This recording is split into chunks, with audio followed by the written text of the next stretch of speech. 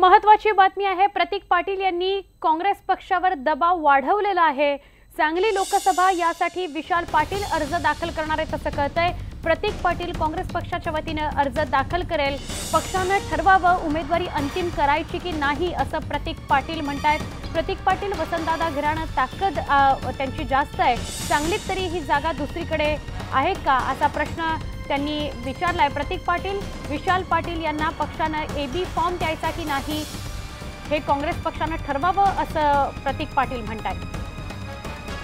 विशाल पाटील हे प्रतीक पाटील यांचे लहान भाऊ आहेत। प्रतीक पाटील यांनी कालच काँग्रेस पक्षाला सोडचिठ्ठी दिलेली आहे। उमेदवारी द्यायची की नाही हे काँग्रेसने ठरवावं असं प्रतीक पाटलांनी म्हटलंय।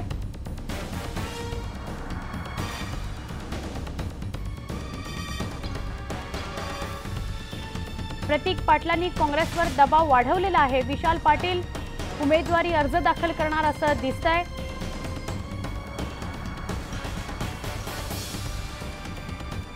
तर नाराज खासदार रवींद्र गायकवाड यांना मातोश्रीवर बोलावणं धाडण्यात आलेलं आहे। सकाळी 11 वाजता रवींद्र गायकवाड हे मातोश्रीवर जाणार आहेत असं कळतंय।